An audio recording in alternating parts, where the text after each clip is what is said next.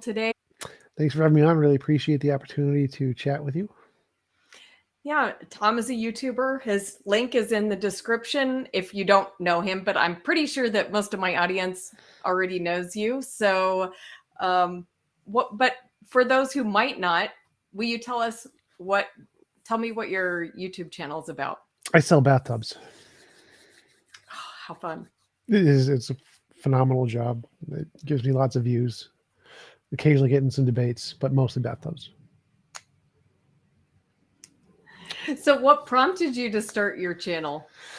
Um, by accident. So I was inviting out professors to coffee, um, both as a way to like test my philosophy knowledge and to try to overcome my social anxiety. And I would record my conversations on my phone and upload them to my YouTube channel for convenience, and people just started watching. So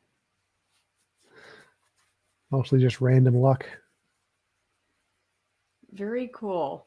And so, did you study philosophy in college? Sort of. I mean, I audited classes. I think I have like 12 credits, 12 college credits, but I didn't ever get a degree. I didn't ever want a degree. Just started my own business out of high school pretty much with my YouTube thing and went from there. So I kind of studied philosophy. Mostly I went for like computer science or something. Okay, cool. So I just wasn't sure what I should title this talk because I didn't know where you wanted to go with this, but I just put "What's up with Tom Jump and God." So what's up with you and God? Huh. I lost my faith in when I was 17-ish in high school. I was brought up Christian, went to a Catholic grade school in high school, had major depression my entire life, and I was praying for help every day, morning and night, and never got help. So I just stopped being able to believe. Didn't identify as an atheist till 4 or 5 years later, maybe 10 years later, when I started to research into philosophy and learned more about the new atheist movement and the philosophical positions. And that's when I started to realize, oh, atheism really fits. It's a good position, I think, academically, evidentially. And so that's when I became an atheist from following new atheists and the philosophers. Guess that's a short version. Yeah, did you eventually get over the depression? Uh, Temporarily, sort of for the most part. So, like in the past year, I did because I got to date a model, Instagram model, and that was the one thing that really helped me to overcome my depression. For me, I have high function autism, and people with autism have a special interest, and my special interest is dating models, apparently. And that's like the only thing in the world to someone with autism that really matters. The most important thing to them is their special interest. And for mine, it's dating really attractive women. And since I got that, it essentially instantly cured my depression because I was like suicidally depressed until about a little over a year ago. And being in a relationship really helped me to overcome that. And I got dumped like 4 months ago. So I was steadily declining, but overall, I'm still a lot better than I was before the relationship. Cool. And but is that relationship still going? Because you were kind of talking about it in the past tense. No, I dumped. I got dumped 4 months ago. Oh, okay. I see. Okay. And so you mentioned like you never got that answer to prayer. And so would you say like is that the primary driver for like why you don't believe in God, or have you like come to other like do you have other reasons that are more primary? Before I started researching philosophy, that was the primary reason because I was a Christian for the first half of my life. And because I believed in this all powerful, all loving being who cared about everyone and was the creator of the universe and who could do anything, I was wholeheartedly believed that it really loved me and cared about me more than anything in the world, or cared about everyone more than imaginable or whatever. And praying to that being for help with something as simple as depression and not getting it made me unable to believe that such a being existed. So it'd be like praying to a milk carton, pray long enough, nothing happens, eventually just realize it's just a milk carton. And so that was the primary reason. And then years later, after getting into the philosophy, the evidence was just so bad. I stopped being able to take the position as seriously because I was still very, I think, hopeful maybe in the back of my mind that there was something out there that cared about me enough to do something or to help. But once I got into philosophy, that kind of went away. So what caused that to go away? What ideas in philosophy? I think morality was a big one, and the other arguments, analyzing how the other arguments didn't work. So like morality being, when you really research morality and what morality is, there's very clear examples of better models of morality than Christian or religious moralities. So going through the Bible and being like, oh, that was pretty bad, and there's not really a justification for it because certain philosophical arguments you can make to show that there's no possible way for there not to be a way to accomplish whatever goal God had without doing sacrificing Jatebeth daughters or whatever, or killing the 40 kids with the bears. That one's a good one. It's like 2 Kings 2:20 something. It seems like there are better ways to run the world that are easily imaginable and easily logically possible. So if you think of impossible world semantics in philosophy, here's a possible world without drowning babies. That isn't the current world we live in. Therefore, whatever world God must have chosen that includes drowning babies is clearly less moral than that one. And you can just do basic logic trees of the moral possibilities. And it shows that the Bible ones are not very good by comparison. Okay, but like, where are you getting the idea about what is moral? Well, you can use an internal critique like in the Bible. You just say heaven. Use heaven as a possible world as a way to compare different possibilities and say that would be a way to assess what is moral. But I like my own model better, so I think that my model is more moral. But either way, you can simply posit different ways the world could be given the Christian paradigm, and this one is not even close to the most moral. So what is your model? My model is the best of all possible worlds model. It states that any involuntary imposition of will is immoral, and therefore the morally perfect world is one where it is impossible to force anyone to do anything they don't consent to doing. The way to accomplish that would be essentially to give everyone their own universe, kind of like they have their own house. An all-powerful being could do this without much difficulty. And you essentially get to design the rules of what occurs in your universe. So you just have a list of all possible actions, murder, torture, drowning babies, eating chocolate chip cookies, whatever. And you can put them all on a list of allowed or not allowed. And in your universe, that is the laws of physics, essentially. And if you want, you can enter somebody else's universe or ask to enter somebody else's universe, and they can allow you in, just like they can allow you into their home. But you have to consent to abide by the rules of their universe. And so all interactions are then voluntary. No, it's impossible to force anyone to do anything they don't consent to doing. And I think that is the morally perfect model. Okay. Wow. This is the first time I've heard that one. That's cool. Kind of a unique position. So, yeah, I don't know. And when you say you can use the Bible as an internal critique for God's morality, can you talk more about that? Sure. So you can try to determine what the values are. So like heaven is heaven morally perfect? Most Christians would say yes. So because you can't really critique the Bible, you have to critique Christians because the Bible's interpreted by people. And so if you, as an atheist, for example, interpret what you think the moral doctrines are in the Bible, it doesn't usually work very well as an internal critique because every Christian says you're wrong. But so if you ask the Christian, is heaven morally perfect? And they usually say yes. Is there free will in heaven? You get some very conflicting answers there, but you essentially just ask the Christian what they believe on a number of select topics, and then you can, from that, establish what they interpret the moral core values to be, and then you can build a world based off of that.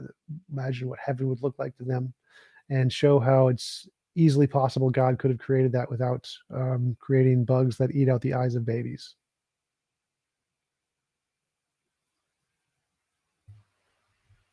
So do you feel like you have more answers about the world now than you did when you were a Christian?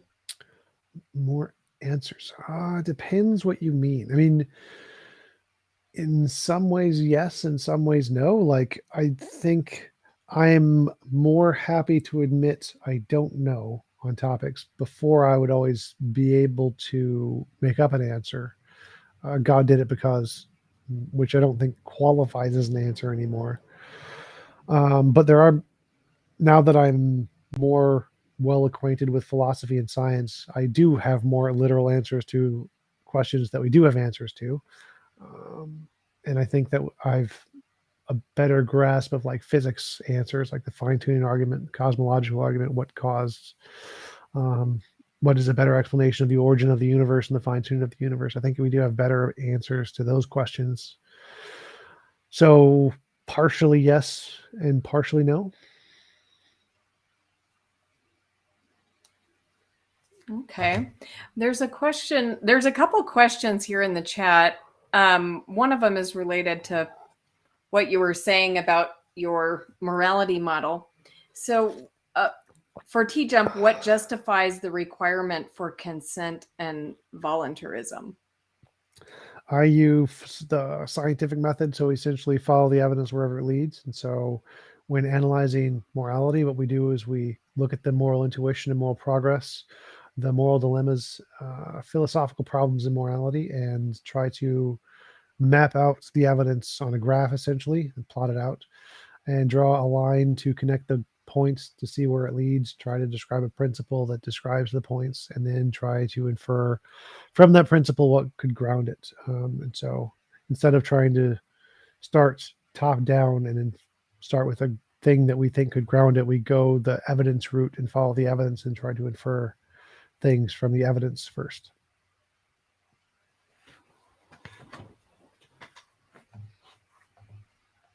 All right. So this is kind of going to be a discussion. Do you have any questions for me? Sure. What inspired you to start your channel?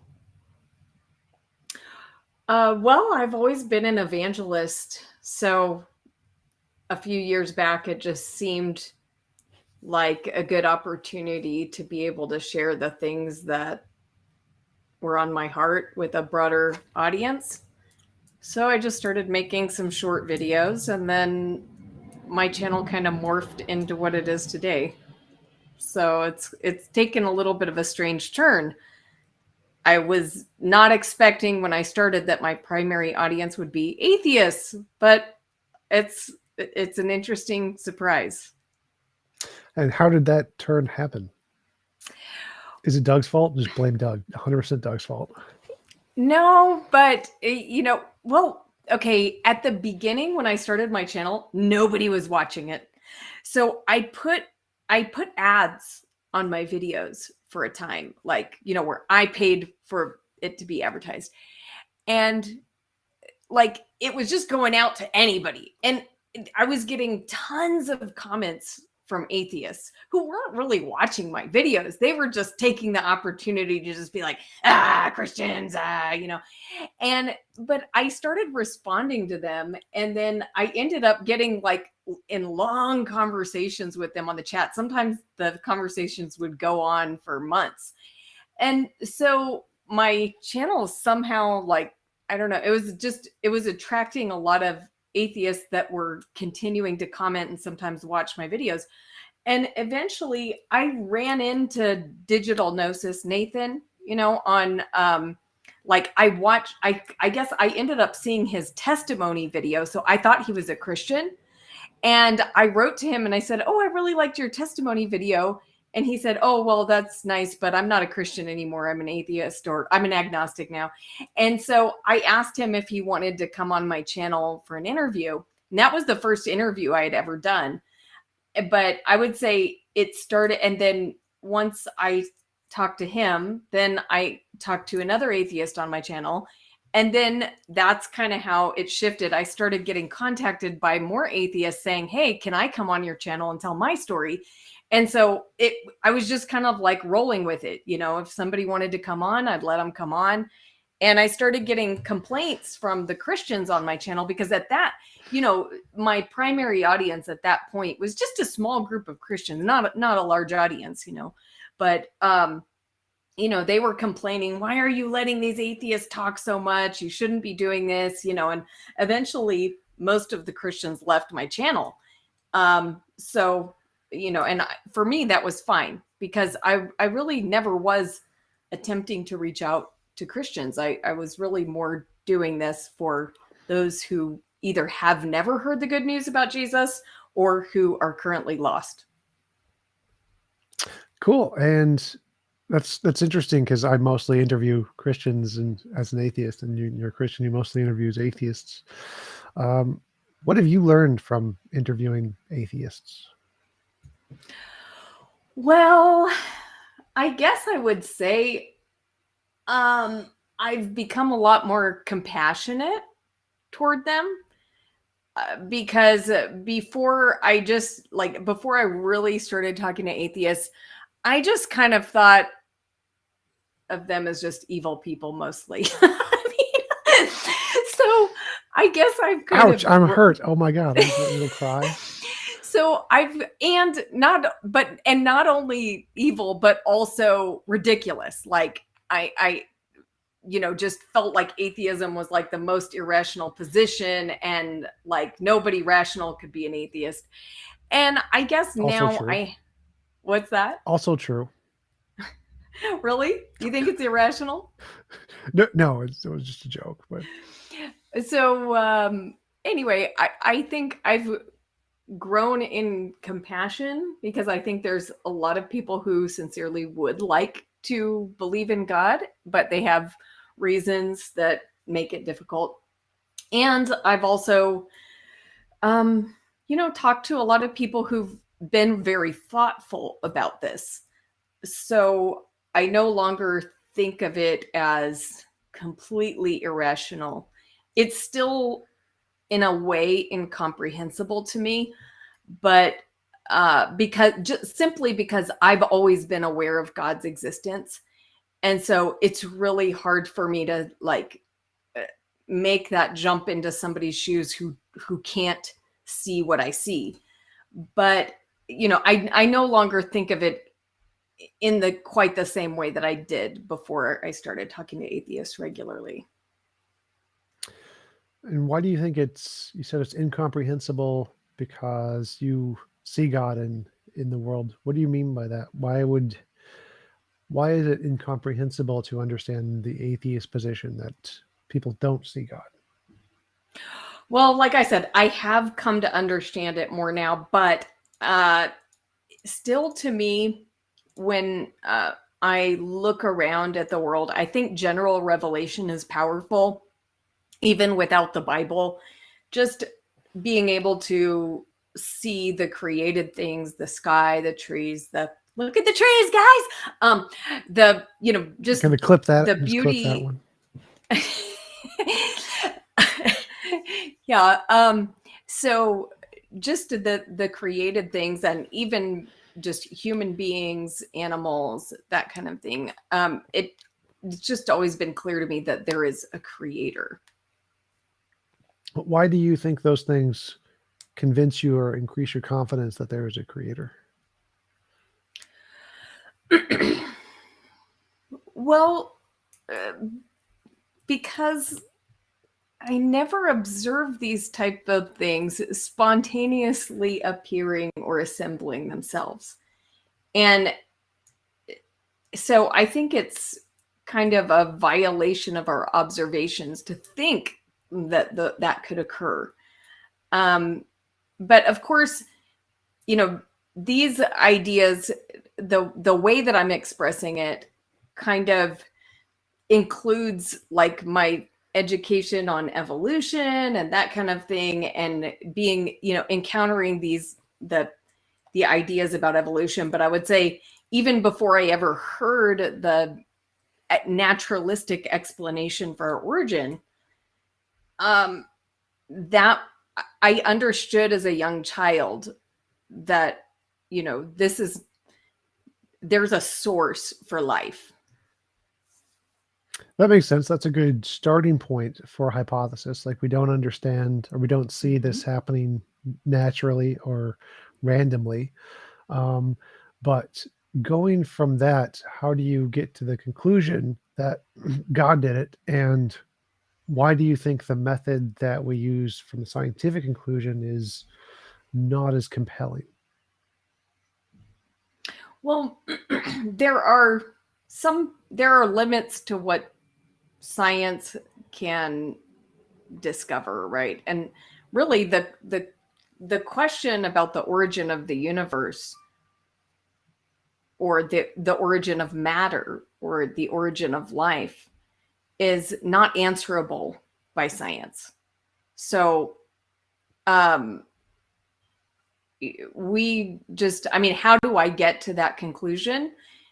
Well, like I said, I came to this conclusion long before I ever heard anything about things like the Big Bang and things like that.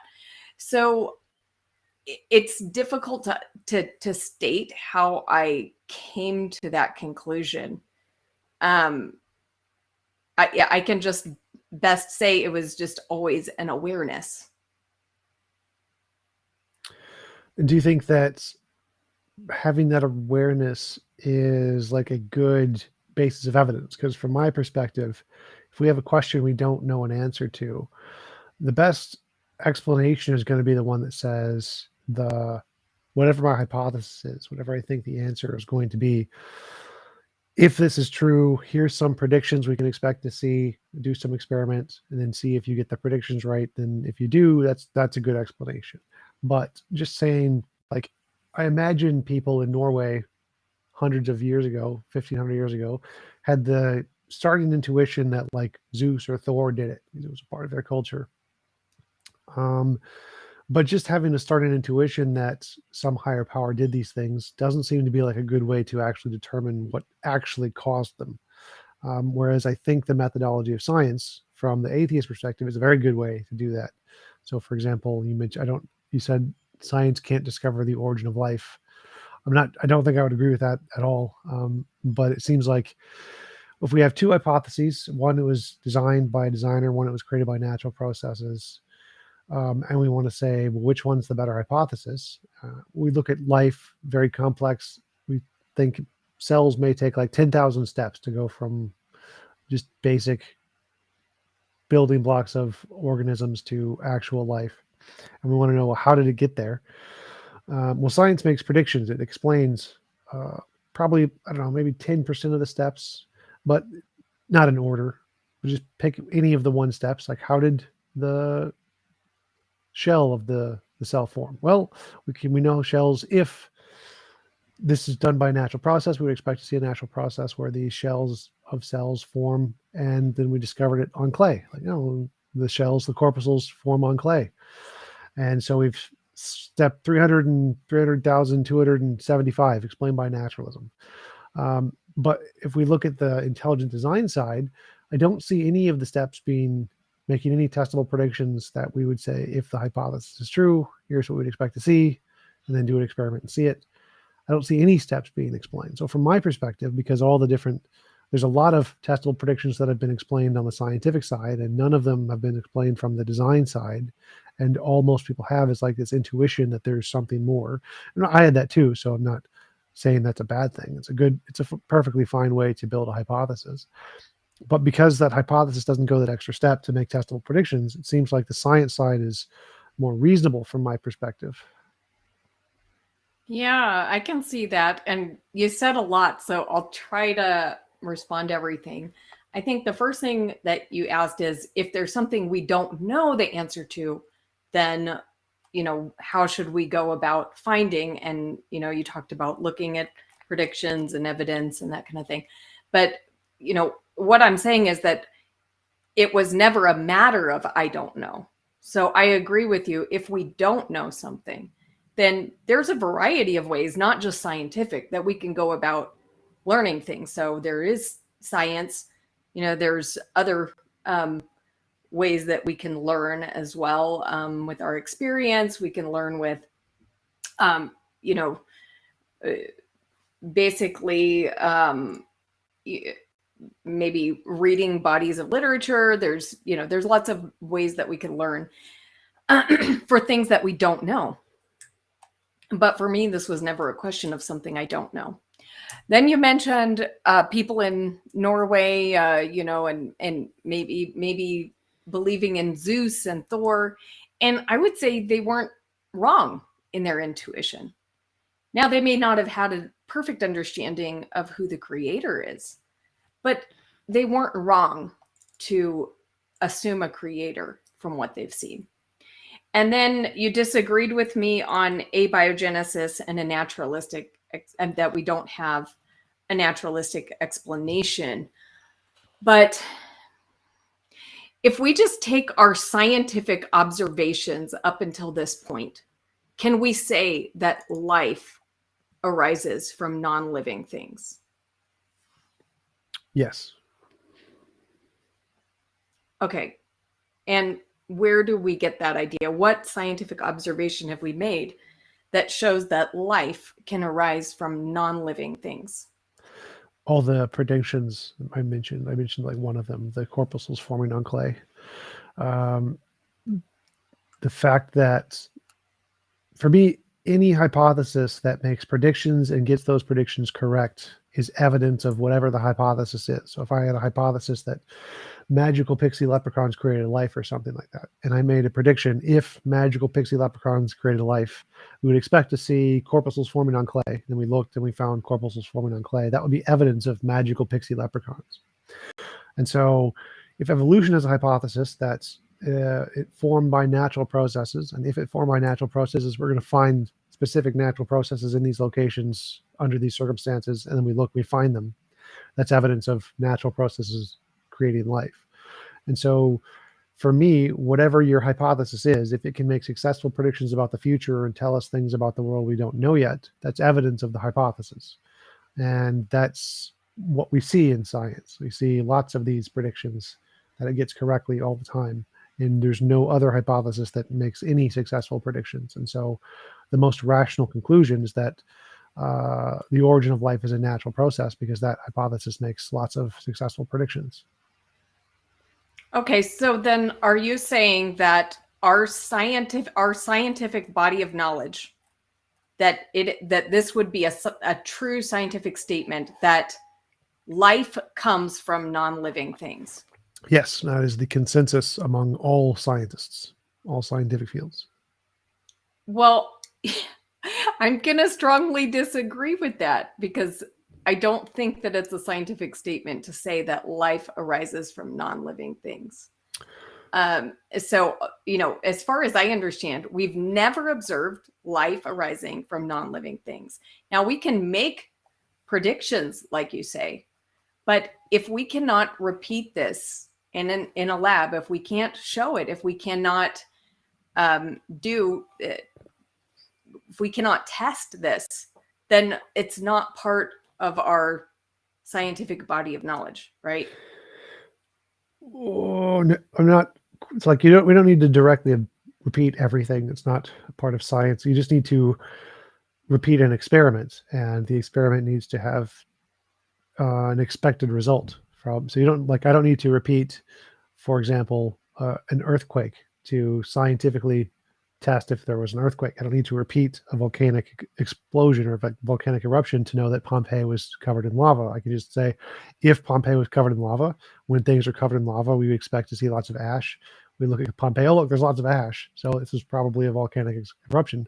I don't need to directly repeat the volcanic eruption. What I need to do is say, I have a hypothesis that explains the data. And if this hypothesis is true, here's the things we would expect to see. And if we see those things, that's evidence of the hypothesis. So you don't need to directly repeat the origin of life. You don't need to directly observe or repeat the Big Bang. You don't need to directly observe fossils having children. But all you need is a hypothesis that says, if this is the case, we would expect to see this other stuff that we haven't seen yet.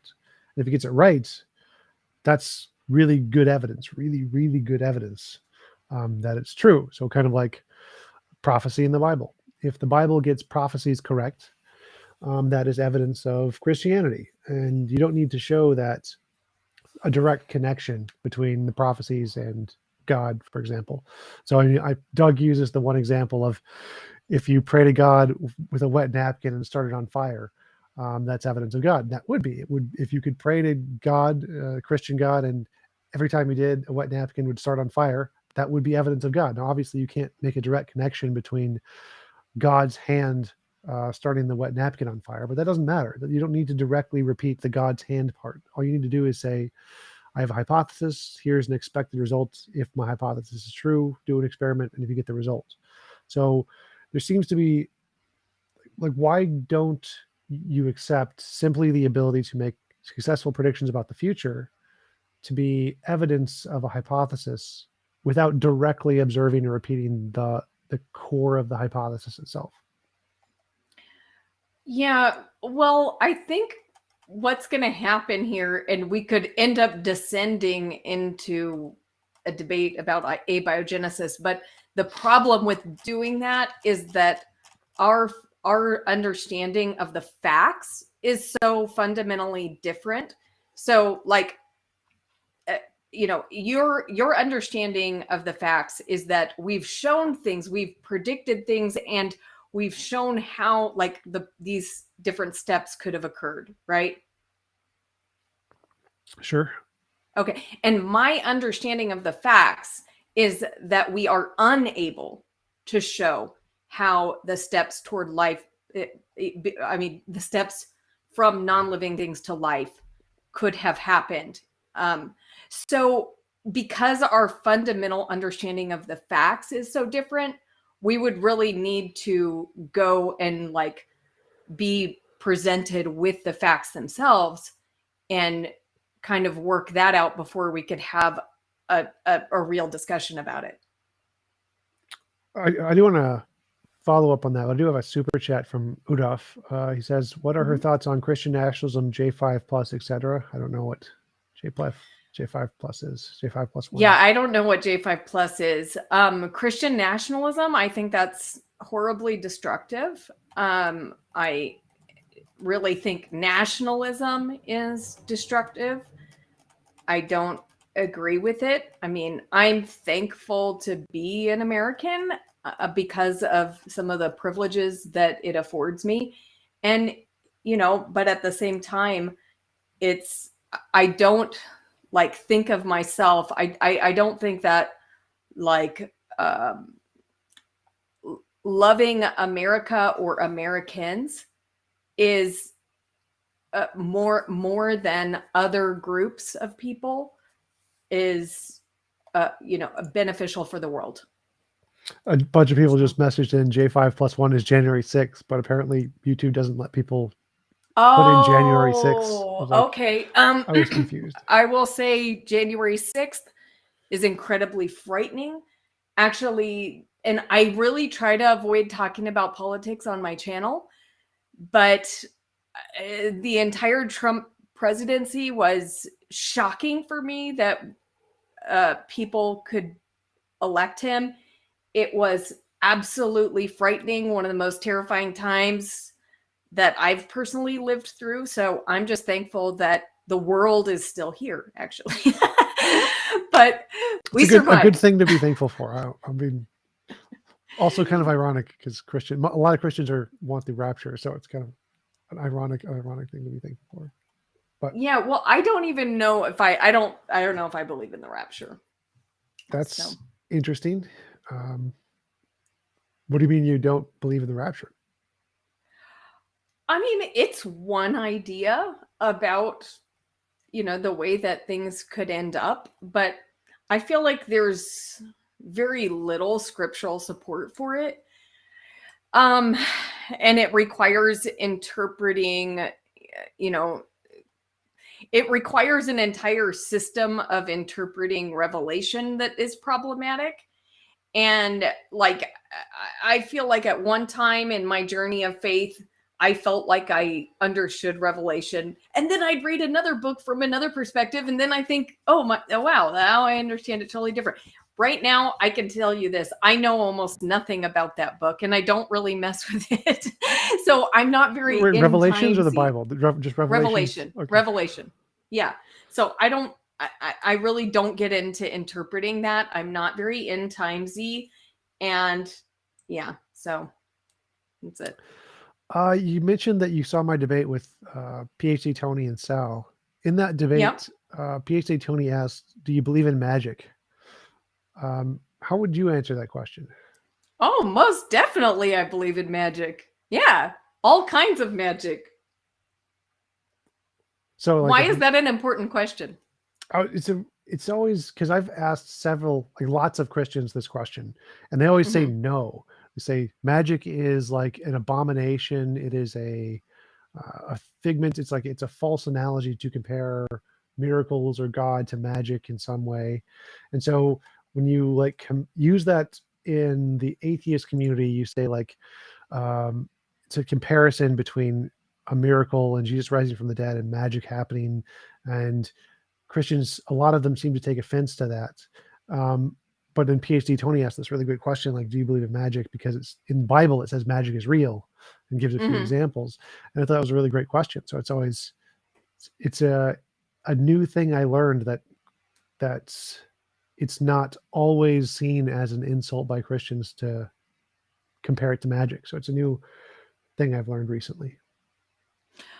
You know, I kind of find there's sort of an anti-supernaturalism that comes with Western Christianity sometimes that to me is very odd, because the Bible is full of these, well, I don't know if you want to call them supernatural events, but they're events that, are basically things that we wouldn't expect if we were just, if the natural laws were in effect.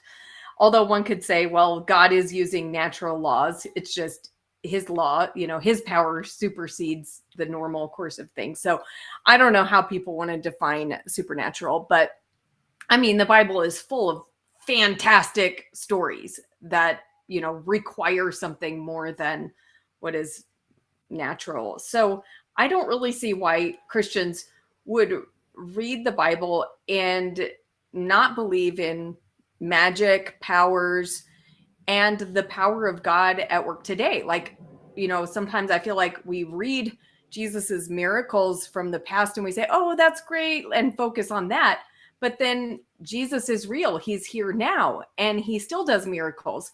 But for a lot in a lot of Christian environments that I've been in, that's like a really scary concept and they don't want to mess with it. Like, it's kind of like weird to expect Jesus to do a miracle. So I don't know. What was it like in your Christian upbringing? Like, did the Christians you were around believe in miracles and expect them? Yeah, my parents were definitely big into that, and they said that God had a direct impact on their lives and answered prayers all the time. So that was definitely a bigger part of the Christians in my life, and probably one of the bigger reasons why it was so hard for me to believe that God wouldn't answer mine. So I think that, yeah, it was definitely a big part of it. Yeah. Well, I understand that. You know, uh I mean, if it makes you feel any better, there's been lots of my prayers that God hasn't answered. I have probably more unanswered prayers than answered ones. So, I don't think it's unexpected I mean, I don't think it's like abnormal for God to not answer in the way that we hope. I mean, I have a different perspective on that, but for me, it seems like if God forces a child to suffer major depression or any horrible, horrific lifestyle for 20 so years, I think that's pretty good reason to not trust him. Mm, Uh, yeah, got a that's understandable. Hmm. question from Marty Mad Scientist. Science continuously improves knowledge of the physical world. How does religion improve knowledge of God? Wait, can you repeat that? Sorry. Science continuously improves, gives us improving knowledge of the physical world. How does religion improve knowledge of God or give us more knowledge of spiritual stuff?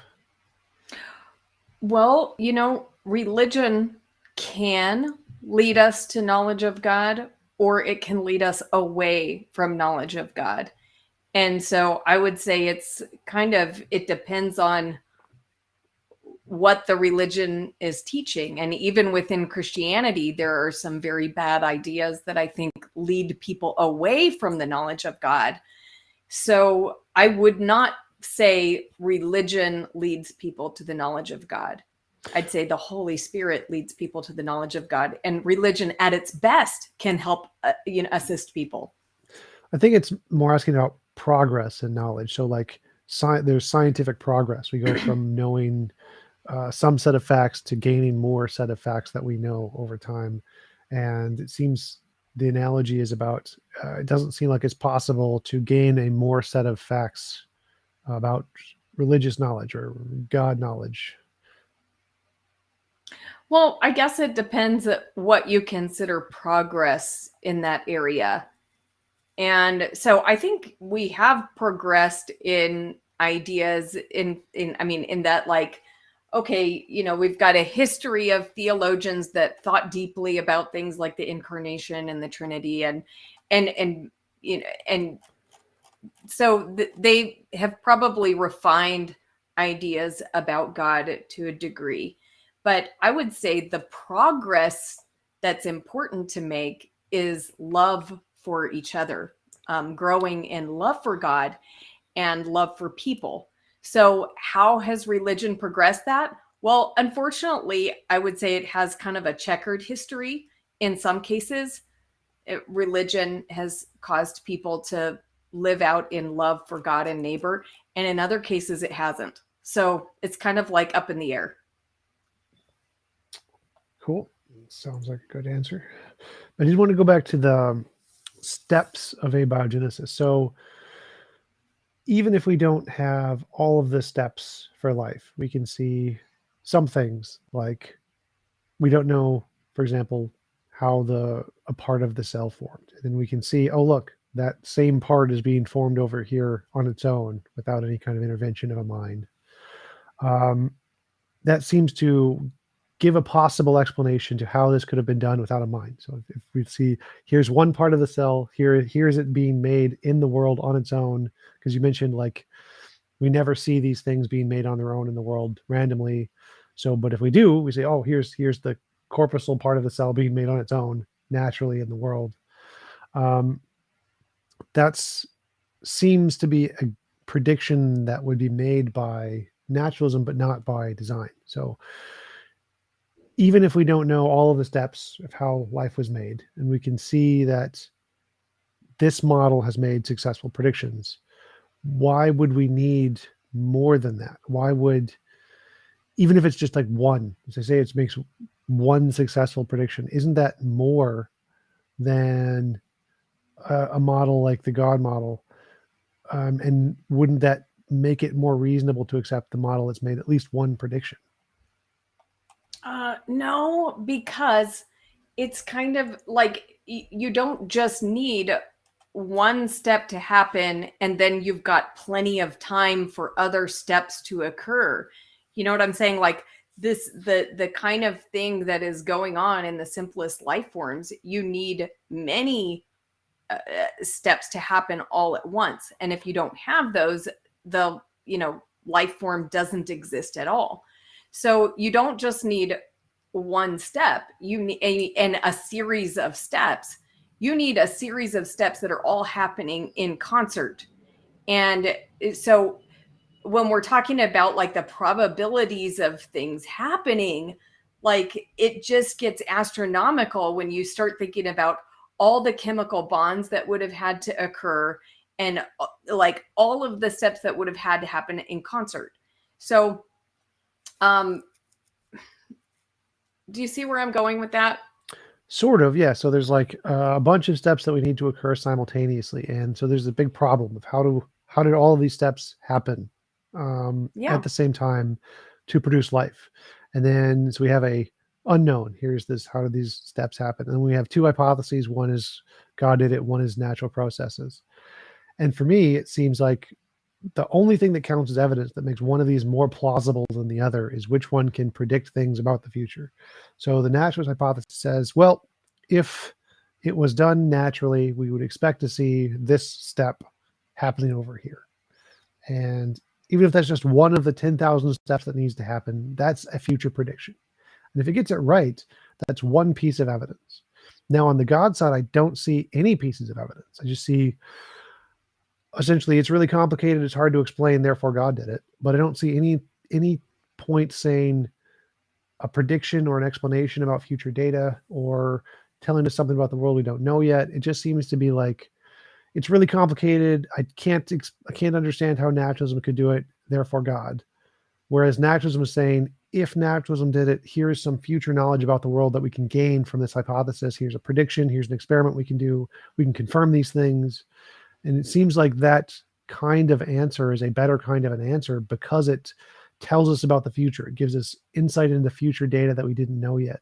Whereas the God hypothesis is just saying, we don't know, therefore God. Well, I don't know if it's we don't know, therefore God. It's that, and it's what we do know that tells us, therefore God. Or, I mean, you could substitute, therefore aliens, or therefore, whatever other explanation there could be of a mind behind this. But it's from what we do know. So Sal told this little anecdote, and I'm probably going to get the details wrong, and that's really sad, but I can give the gist of the story because I think it's a good illustration. There was like a professor that was teaching a room full of kids, and he basically sent one of the kids out of the room, and he took a bunch of coins, and he put all the coins on one side, like on heads. Okay. And then he invited the kid back in the room, and he was like, hey, did these coins, I just poured them out of the bag and just let them fall wherever, then, and the kid was like, no, you messed, like, basically the kid knew that because they were all, facing one direction, that was not the product of just random chance of just pouring the coins out on the table. He recognized that, there was something more going on there, that the professor had tinkered with the coins.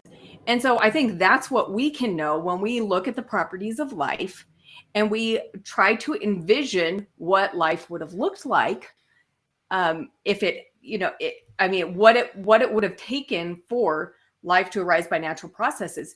It's what we do know that tells us that it had to be the product of a mind. So if I showed you a very clear pattern, like let's say we use the exact same pattern of the coins all in heads in a line or whatever, and the student said, oh, it must be designed.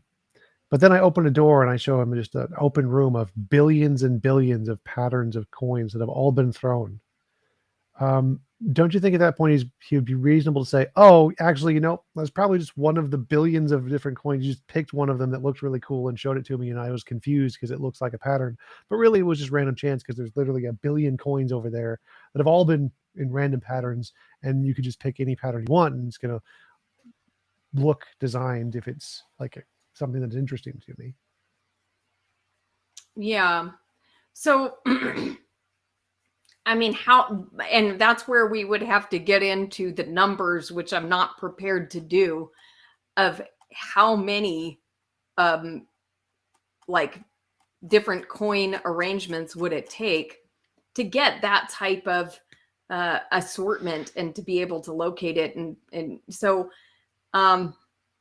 to me, it's just kind of a thing of, okay, like, Tom, if you're willing to believe that, I mean, okay, but it just seems like it's sort of a ridiculous position to take.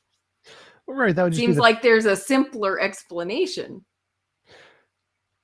I don't think it would be simpler, but suppose we say that, so we see these coins all on a line, and your hypothesis it's made by a mind. My hypothesis it's a natural process. And if it's a natural process, well, then we would be able to open a door somewhere and just see billions of coins. There'd be billions and billions of coins everywhere. And then we look and we find certain areas that have these billions of coins. Well, now that's starting to indicate probably not design, probably something else. And then if we say, well, if it's natural processes, well, these two coins, like of the 10,000 coins that are in a line, these two are actually really linked, closely linked. And so in a lot of the patterns, we're going to find these two coins exactly connected in the way that they are in this current organism. And then we look and we find all the patterns. Oh, look, these two coins, they're connected. They're connected a lot. They really like each other because they're physically have a bond that holds them together in such a way that links them. And we find out, oh, these other coins over here, they're slightly far away. They're not connected to these other two coins, but these coins are also connected in a way. And we look at the billions of coins and say, oh, look, they're also connected. They're connected too. Now, this is starting to seem really strange that this hypothesis that they're done by natural processes is making these predictions that there's these patterns that we see in this big long chain, and that we can find them in this lots of other patterns everywhere else in the universe of the billions of coins.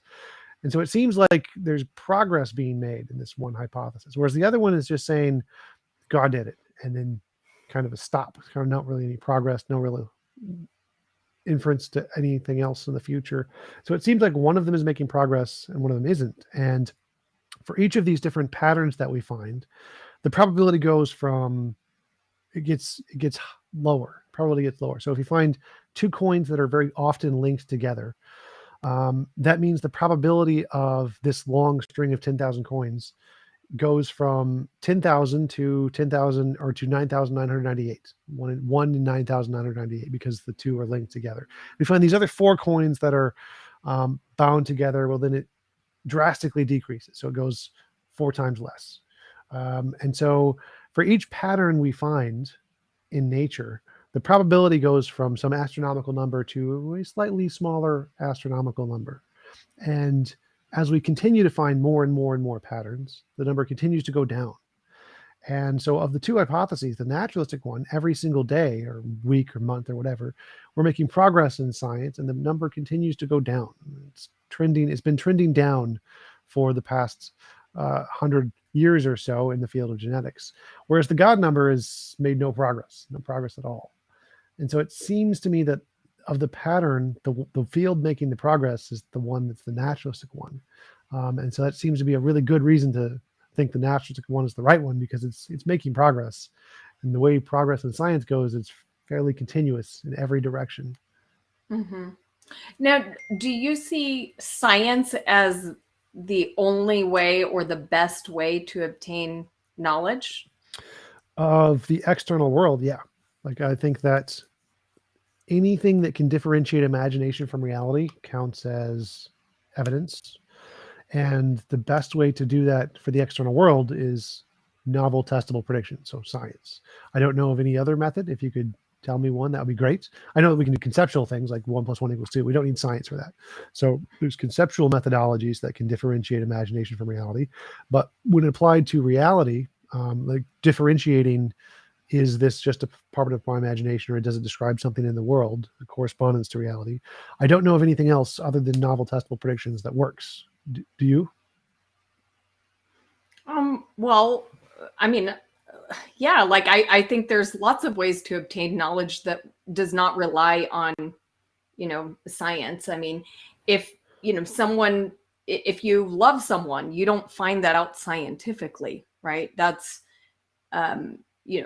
something that is derived from a knowledge that is derived from something else, your experience, your emotions. Well, but that's like conceptual. That. So like, I grant that conceptual things can be known just by thinking about it. So your feelings, your direct experience, qualia, numbers, logic, all those things, that's conceptual knowledge. But my question was more, Is there a way to learn about external things outside of your imagination in the world other than novel testable predictions? Well, yeah, because you have your sensory perceptions, right? I wouldn't call that science. I mean, Well, that's you could define that as science. Is that what you want to do? Like if you touch something, you see how it feels. Would you consider that science? what does empirical mean? Um, I really wouldn't know how to define it. I guess something that is maybe able to be discerned not by opinion or belief, but by some kind of, Sense experience? I don't know. Let's look it up. Define it for me.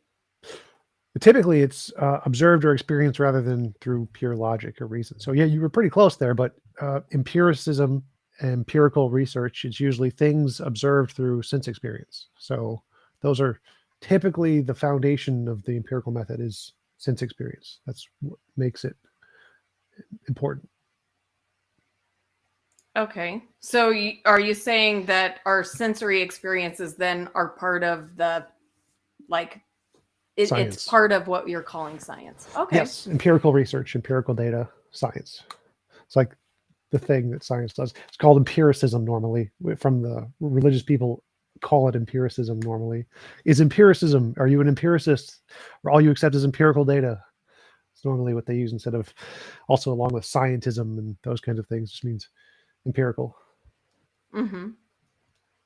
So is that how you would, like, is that what you would call yourself, an empiricist? No, empiricism is a technical term that refers to the Venetian circle and a specific set of philosophers, and so it's a much more technical thing. It's not used correctly when Christians call someone an empiricist. So, no.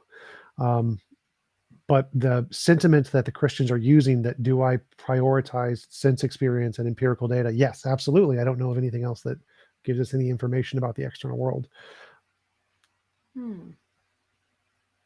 Okay. Well, is there what else would you like to talk about? Super chat from Grays174. Why does God do anything? He doesn't need to. He's fine either way, and thus whole setup is incredibly whack and ad hoc seeming. Yeah, I guess I would just say for the fun of it, for the beauty of it, for the glory of it, and for love. Yeah, I wouldn't see any problem with he wants to. So he wants to do it for some reason that seems perfectly rational. But I think there's like a complicated philosophical argument. If God is perfect, why would he do anything? Kind of a thing. Like, so if God is absolute perfection prior to the creation of the universe, what benefit is there to creating the universe? Yeah, and that's where I think I've heard this argument before, and it kind of makes me feel like we need a definition of what perfect is in that sense. Like, and I might not agree with the philosopher's view of God as perfect in that way. So, I mean, I think God is morally perfect, but I don't know if I would take on the definition that's given, like, in classical theism. That's fair. Another super chat from Efont. What are your thoughts on the logical problem of evil? Oh, well, I'd say it's a good argument. And so I do think that it can be overcome, but I do think you can say God has morally sufficient reasons for allowing the things that take place in this world. But it's definitely, to me, the argument against God that has the most punch. And it's the one that I have experienced personally and wrestled with the most. So, but for me, it's never been a question of, does God exist? And I'm looking at the problem of evil. It's more like, God exists. Is he good? And so that's something I wrestled with for quite a long time. Is God good? Because the Bible says that he has compassion on all that he's made. He satisfies the desires of every living thing. And I read those words and I'm like, is that really true? I mean, he didn't satisfy Tom's desire to be free of depression. So Hot blondes. That was my desire. what's that? Hot blonde models. Blondes. That's my desire. Well, I can answer that one, but you know, can I really believe that God's intentions toward us are good when I look at the world and it seems like a place that is largely untouched by God's goodness? And so that is something I've wrestled with a lot in the past. It's something I continue to wrestle with. I still, you know, when I see tragic things happening, really have a hard time with it. But I've like made a personal choice to trust God no matter what I see and trust in his goodness. It's interesting. What do you think of the what? That's really interesting. I definitely am interested to ask about that. What do I think of the logical? So the logical problem of evil is usually contrasted to the evidential problem of evil. The logical problem of evil says it's impossible God is good because of examples of evil. The evidential problem says it's probably God is not good because of problems of evil. So it's like the logical problem of evil is much stronger, saying that there's no way God could possibly be good, no possible justification. Whereas the evidential one says there's some small, minute percent chance that he's good. We just don't know why, or something like that. So my take is definitely on the logical side. I prefer the logical version because I think that it's demonstrably provable that there is a more moral option. So I think that, for example, if God just created exactly this world as it is and just added one provision, everyone gets to choose if they want to be here or they're their own personal world, then that would be a morally superior world to this one. He did not do that, or if he did, it contradicts what the Bible says, so it would be a different God. But that would prove that God can't be morally perfect because there's at least one moral option that he didn't choose. Now, I feel like it assumes, though, that we have as much knowledge about what is like the best possible world, right? Like, what if God is working with, and I do think he is, a completely like a more like a fuller picture of reality, and your picture of reality doesn't allow you to see what he can see. Well, he could say that. He could say, so here's a world designed for my fuller picture of reality, the one I designed, and you can choose to go there, or you can choose to go to your own for an indeterminate amount of time. And eventually, if you want to, you can go to this one and go back to the one I designed. If you want to go through the trials that I've set up for you to go through some personal development, blah, blah, blah.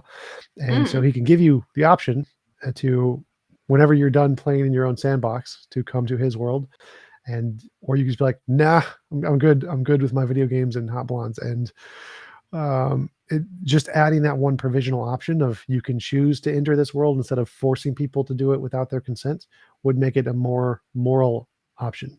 So the fact that he forced people to live in this world without consent, without their giving consent to be here, is an immoral action in and of itself. Well, now you said that the idea of God giving consent contradicts the Bible. What about it contradicts the Bible? Oh, it just contradicts like literally what is said in the Bible. So we suffer from sin because Adam and Eve ate the apple. So that's what we are. I forget what the term is. We are stuck here in the world of pain and suffering because they made this choice. Like we didn't each get to choose. We didn't each get to choose to go to our own universe and voluntarily be here. He hardened Pharaoh's heart. Pharaoh didn't choose to be able to voluntarily disagree or go to his own universe. So if for the world I'm describing to be true, it would have to contradict the interpretations of the Bible that are classically used. It would be a very strange interpretation of the Bible.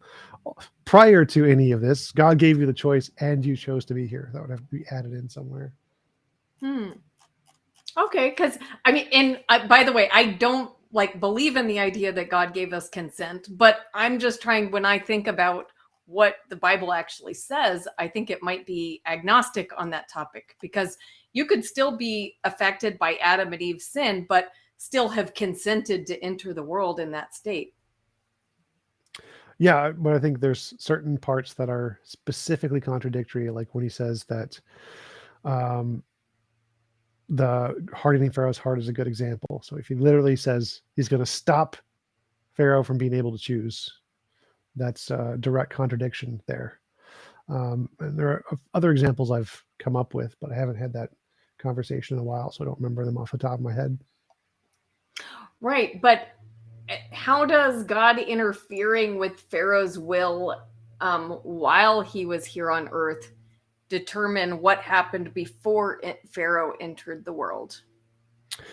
It's just like one example. I don't remember what the other ones were off the top of my head, because I have gone through that where it specifically says like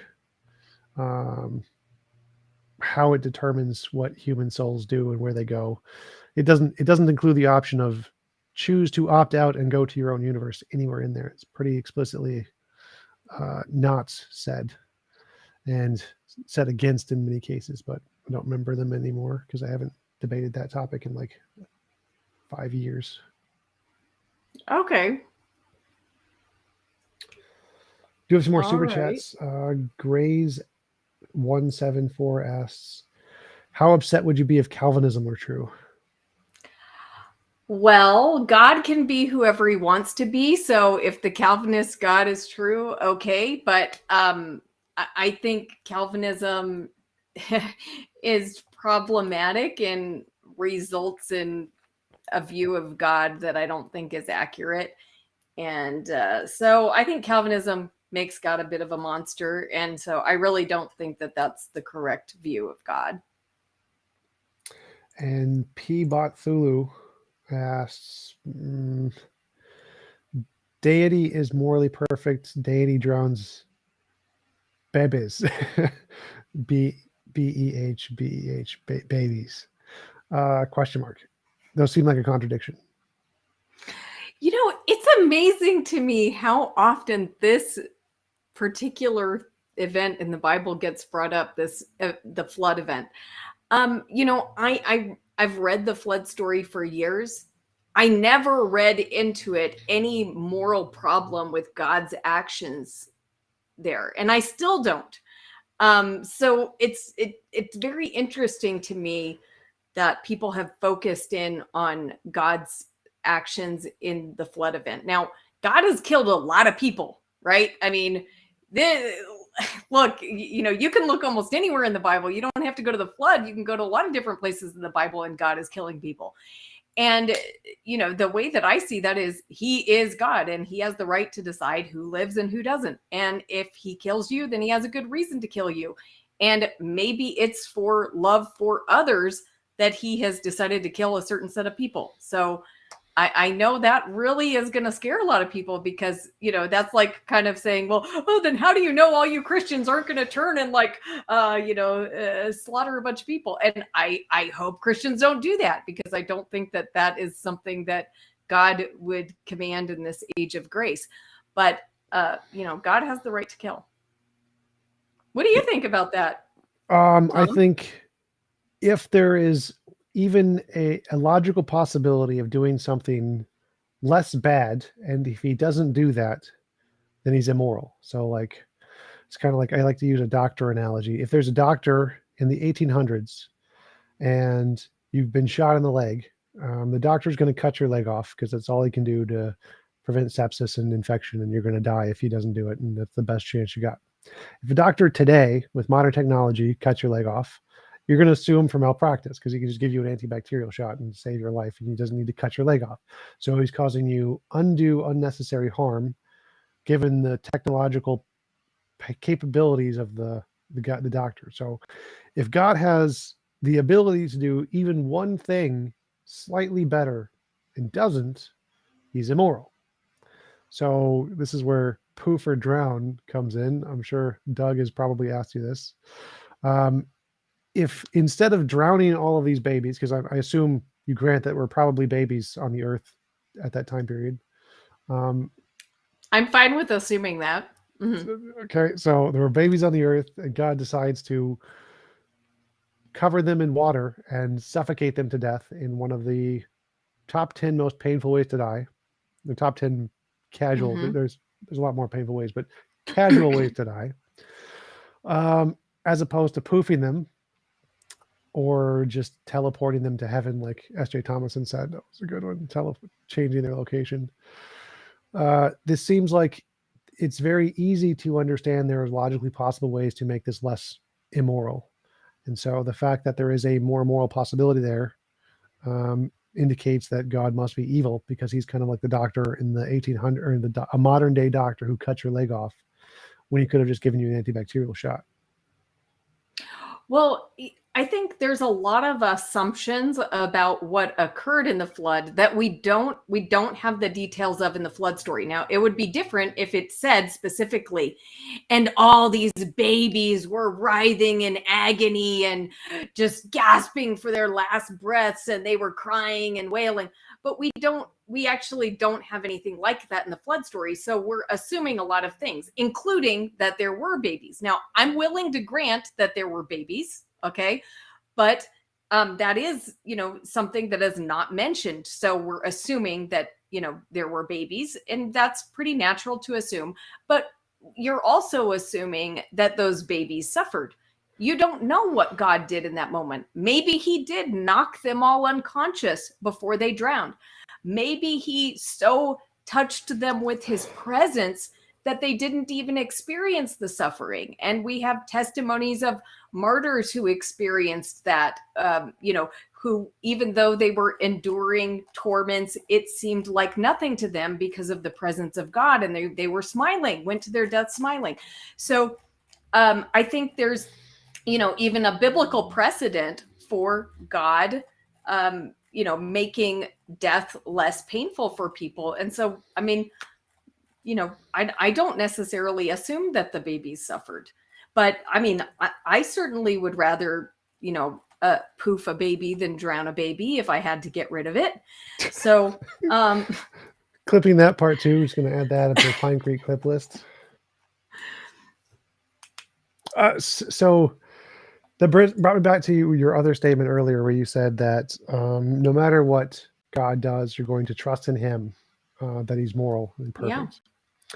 And to me, that seems problematic. To me, that seems the opposite of what we should be doing. So, for example, I could say the same thing if I was, for example,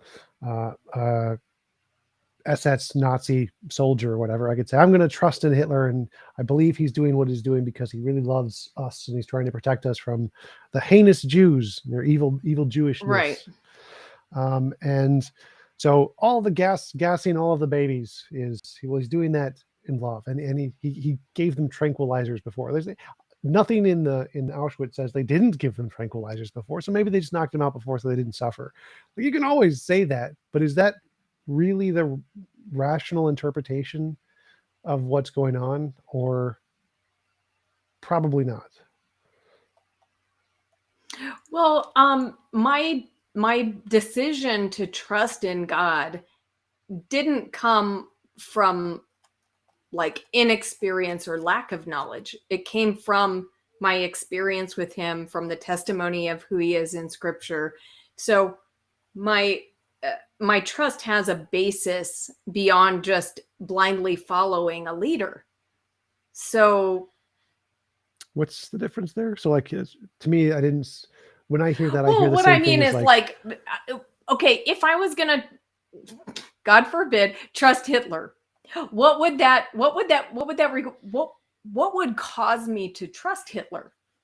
And presumably it would be like reading some book he's written and that you find really inspirational, or like the Red Book in China, or Mein Kampf or something. I don't know, Mein Kampf is very inspirational, or just any book that you find really intellectually respectable.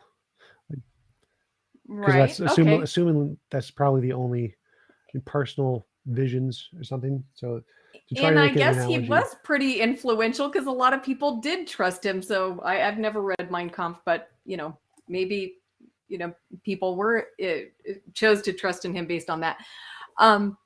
Propaganda, that's the word. I guess we're all trusting in something or someone, right? So we're all doing that in some manner. So I've chosen to trust God. I think I have good reasons to trust God.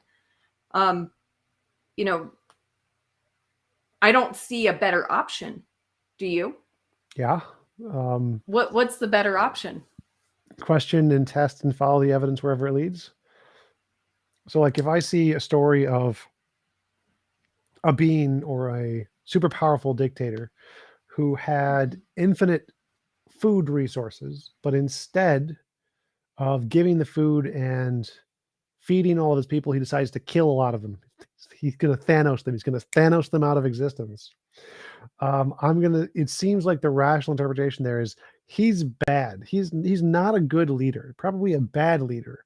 He had all these resources, could have given every person their own home, their own car, their own food, stopped all kinds of murder and rape and torture. But nope, he just decides to Thanos them out of existence, which technically less bad than the drowning, because Thanos literally did poof them out of existence. I think we need to clip that for Pine Creek. Just give him a little clip of Thanosing so we can add that to his repertoire. But he's still terrible. Even Thanosing them out of existence is still a horribly immoral thing to do. Ending someone's consciousness without their consent is immoral. And given that he had all of the resources to provide them happy lives, even if he doesn't think they're moral, which I don't care what he thinks, the fact that he didn't do that makes him by definition immoral. And so it's clearly the rational interpretation here is that's the wrong decision. That is the opposite of the good. Well, see, now, okay, this is kind of going to take us in a little bit of a different direction, but you keep talking about what's immoral, and you're saying it's immoral to end someone's life. How do I know that? Well, I'd say I'd follow the evidence the same way I do in science. So looking at moral intuition, moral progress, the philosophical dilemmas, and if there's one more, I always keep forgetting what it is. But if we look at the evidence of moral realism or moral progress or any field of ethics, we can plot out what morality would generally tend to be. And so we have evidence to indicate what the truth of morality is, and it definitely doesn't correspond to anything in the Bible, just like the truth of geology doesn't. And so I'd say that the same way that scientific facts contradict that there was a global flood, moral facts contradict the morality of the Bible. Okay, where's my morality shark? Lance! Where do we get the idea about moral truth? Like, who gets to decide what moral truth is or what moral facts are? Reality gets to decide. So I'd say we, like anything in science, we look at the evidence of what is in reality and try to follow the patterns of reality. So if you see a pattern, you try to plot out the pattern, describe a principle that defines the pattern, and then from the principle infer the ground of the pattern. And that's true of everything. It's just we use the best way to establish what is true is to make predictions, follow the patterns in reality. So it seems like if morality is real, what best describes morality? Well, morality is our feelings of right and wrong. When we see someone punch an old lady, we feel that's immoral. So we can plot out what are our moral intuitions. This is what we tend to feel as immoral. How does it change over time? Does it change from the past to the future? It does change. It's moral progress. Are there moral dilemmas, moral principles we can use to describe these patterns? Yes, philosophers have been doing that for a long time, and find out there's some very interesting trolley problems that we can establish to try to build what we think the moral principle is. And so we can try to establish moral principles in the same way we establish epistemic principles of philosophy. And so if someone says P and not P, that's usually a bad epistemic principle. It's a contradiction. And so we can build moral theories in the same way we build epistemic or scientific models. And given that, we can try to build possible worlds and assess which ones are the most moral options. So we can assess morality the same way we do anything in philosophy. Shark attack! I thought he would smell blood in the water and come around. This is my friend Lance. He's a moral anti-realist. He's a philosopher. But now if 80% of people, Tom, believed that chopping people up and eating them for breakfast was morally right, would that make it right? No. So what people believe is irrelevant. It's kind of like if sight, intuition, moral intuitions is like vision. If 80% of people are going to see the mirage, if you're in the Sahara Desert and there's a significant amount of heat rising, it's going to create the illusion of a mirage in the distance. 80% of people, 100% of the people are pretty much going to see it unless you're blind.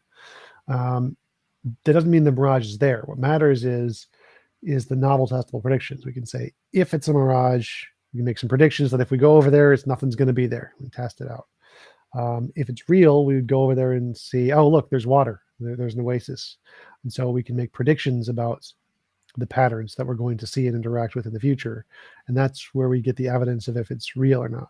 So in the case of morality, we can make predictions about how morality is going to shift in the future.